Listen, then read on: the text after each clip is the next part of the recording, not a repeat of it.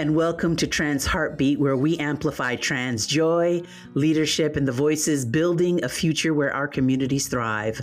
I'm your host, Michelle Matlock, and I encourage the use of all pronouns. Today, I am so excited to be joined by the one and only Love Latonia, Executive Director of Awakening Love in Jackson, Mississippi. From building community in her own apartment during the pandemic to opening the first trans drop-in center in Jackson, Love is out here making history, creating spaces where people can feel safe, seen, and deeply loved. Oh, and she's also an illusionist, a performer, and Miss Black Trans International 2025. So yes, we're going to get into all of that. Let's dive in. This is Trans Heartbeat.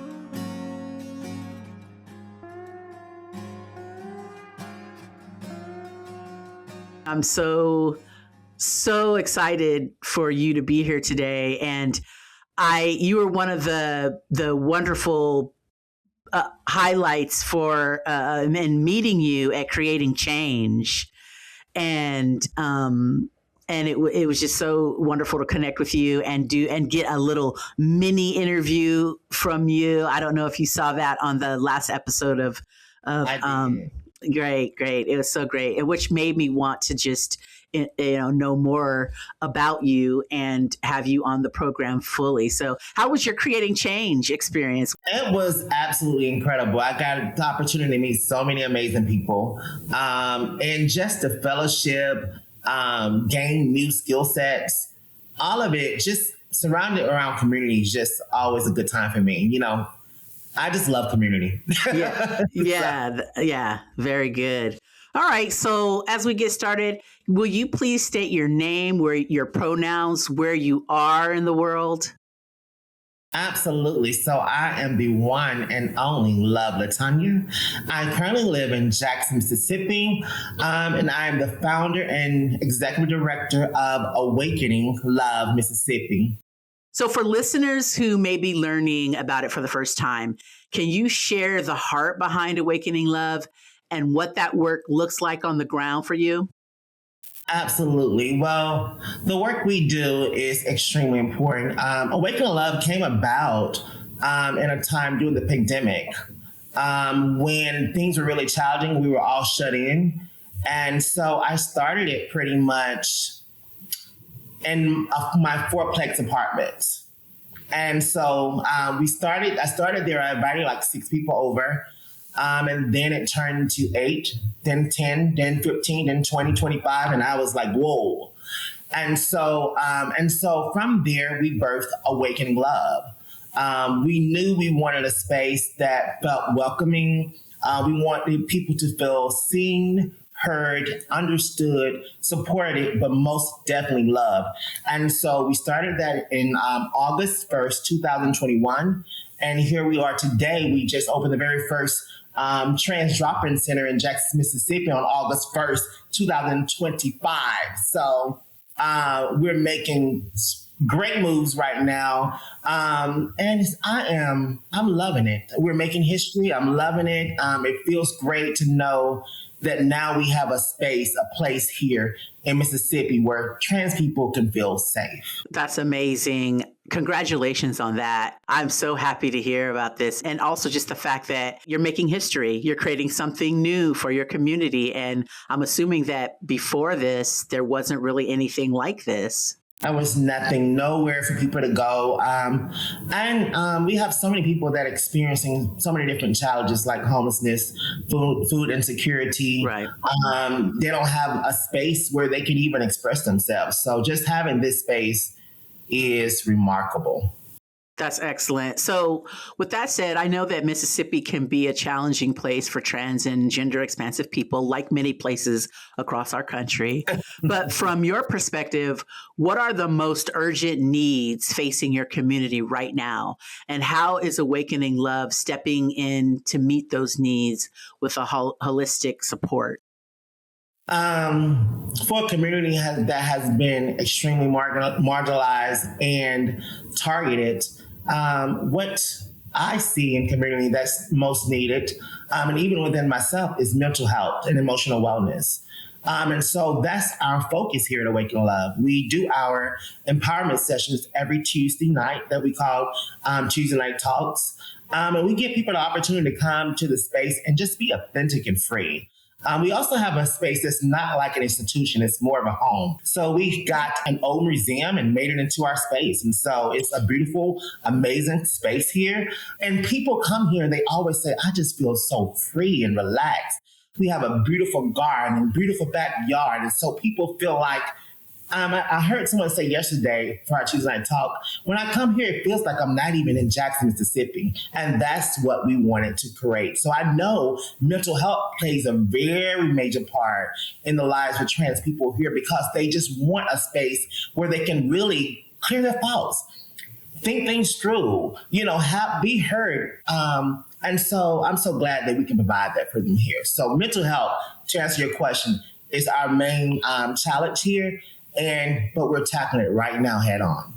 Oh my goodness, that is beautiful. So you describe yourself as a two-spirit woman of trans experience and someone who leads with love even in difficult times.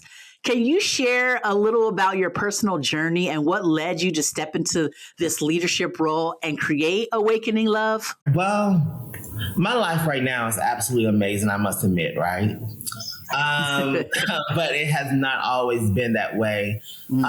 For 15 years, I experienced homelessness.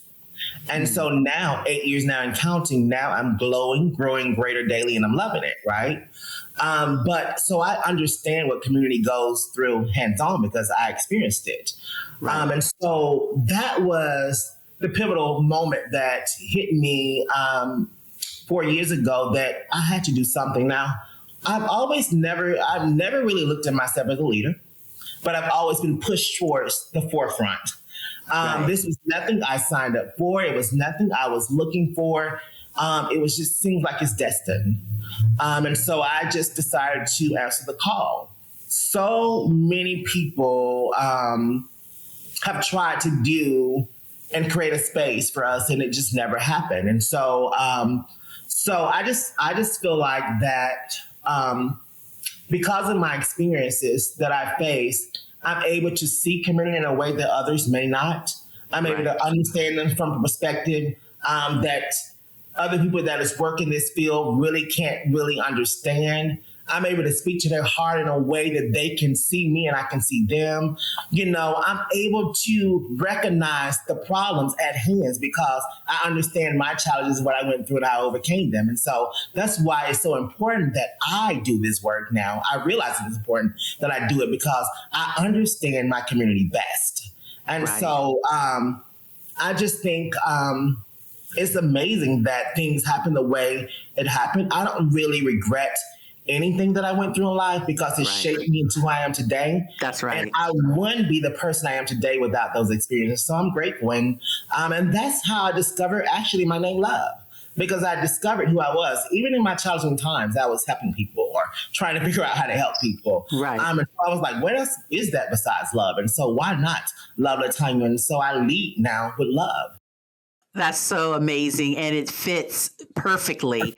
And so I wonder in you going through those challenges, was there a pivotal moment where you said, you know what, I know my calling or I've been called or that just clicked or changed for you that can you share anything about that? Absolutely. Well, the pivotal moment was before I decided to, when I made up my mind that I wanted to change my life and go in a different direction, I almost lost my life 4 times within 1 month. And so that's how things really happen. I always feel like distractions come about when you're really trying to put yourself on a new path. So I understand why it's so hard for people to switch sometimes their path because temptation, distractions, everything comes your way once you make up your mind that you're ready for something new. Oh, yeah. And so I knew then that,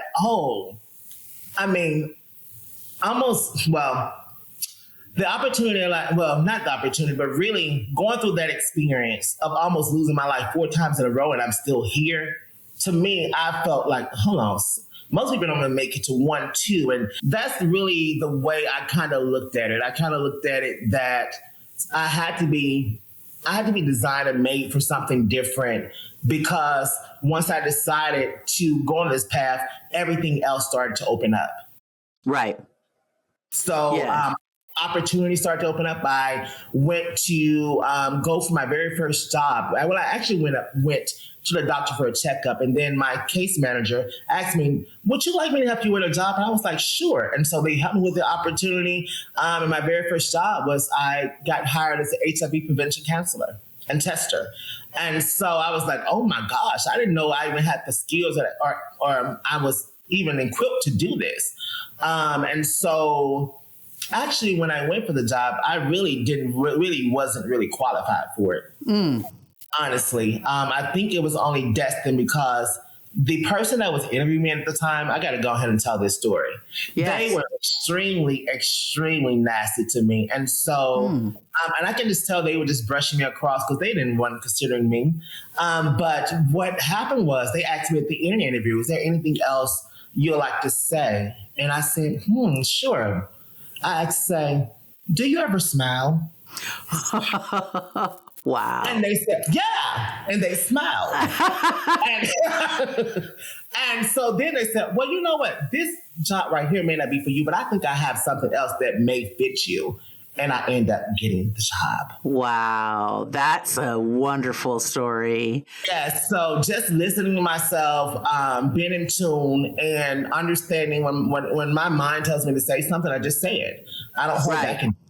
Right, that honesty. And there's something else that you said that struck me, was just about like when you make up your mind to make that change, there's a couple things that tend to happen. One is that resistance happens, to try to get you off track. But the other thing that happens is that doors begin to open when you sort of make that shift. All of a sudden you see opportunities that maybe you didn't see before you made up your mind. Yes. So those two things we have to balance, when we're making that change and trying to go in a different direction and get on a positive note, right? So that's amazing. I love that. It's great to have some kind of support around you. That's right. I found support in New Orleans, Louisiana when I moved there, because that was the spot or the space I went to that aided me towards not being homeless. Right. And that city also shaped me into understanding who I was and my value, because I didn't know my values living in Mississippi. And so New Orleans actually strengthened who I was and shaped me as a person. And I'm grateful for them for that. They gave me a sense of community and a sense of belonging. And that's so wonderful. I've been on a great path ever since then. And how long were you in New Orleans? So I lived in New Orleans for about 5 years. Okay. All right. So, and then you just decided, hey, I'm gonna go back home and... Well, I was actually working at one of the biggest, clinics there. Care. And so there, I was working there, the pandemic hit, and things were getting kind of like challenging. They decided they were going to let the program go that I was kind of like spearheading. Right. For trans women. And so once they decided that, they wanted to put me in a different space, but I wasn't ready for that. And they were going to even offer to pay me more, but I wanted to do what I wanted to do because it was just driven in my mind that this is what I need to do. Right. And so I left there and I decided to create what I wanted to do. Nice. So that brings me to your organization's name, Awakening Love, is so powerful, so right to the point. What does leading with love actually look like in practice when you're serving the community, especially in moments that feel heavy or uncertain? So, first of all, when I think about awakening love, oftentimes when I think about love, it's often sleep. And so since I have the personality, I feel like I want to awaken it. And so when I'm thinking about leading with love, that can be patience, just being patient with somebody, hearing them out. When I'm thinking about leading with love, that thinks about leading someone to a resource that they may not have an opportunity to, or open a door for someone to lead them somewhere where they may not have that opportunity if I wasn't there. Leading in love can look like giving somebody a great meal. Leading with love can be giving you a ride to the store. Leading with love is all about pushing people forward to let people know that someone's there for them and someone cares about them. So to me, leading with love it shows up in so many different ways. What you're doing right now is leading for love because you're pushing people forward. You're making sure that people's voices are being heard and we're being highlighted. That's amazing. That's leading with love. Right. And that's what you need. So I so appreciate you for the work you're doing because you're leading with love. That's right. Thank you so much. I love that. So now I have to ask you, just as a little cherry on top to this whole thing, Okay. I read that you're an illusionist and a performing artist, and I'm a performing artist, and I've done a lot of circus performing. And when you said illusionist, I was like, oh my God, what? So, and also you let me know that you're the reigning Miss Black Trans International 2025, which is amazing. Yeah. So I want to kind of talk about all of that first. How does that creative part of you, that creative side of you, feed your spirit and influence the way that you show up as a leader and a healer in the community? So entertaining is therapeutic for me. It's a way that I can express myself in ways where in normal everyday life I can be wild, I can be adventurous, I can be exotic, I can be really sexy, I can stretch myself. And so when I start entertaining, I've been entertaining for now 28 years and counting. Wow. So when I start entertaining, I've always felt a sense of home. The audience has always been like my community. And, so although they're my audience, they tell you when you're doing a great job. They're telling you when you're doing something to kind of heal the audience or take them on a journey. They let you know, that what you're doing is working and it's helping. That's right. It's making people better. And so I just love seeing people smile. And so if I can make people's day by getting on the stage and sharing my heart, why not? I love that. I do a lot of clowning, and my expertise is really in clowning. And what you're talking about is so in line with what I do in terms of having that connection to the audience and having them tell you how you're doing. Because in clowning, the audience tells you when you're not doing good and you have to respond. You have to acknowledge, you have to change gears or leave the stage or whatever it is. Yes. But it's that connection and that conversation with the audience that is so valuable and rewarding. So, so tell me about being Miss Black Trans International 2025. Let us know all the things. What's happening?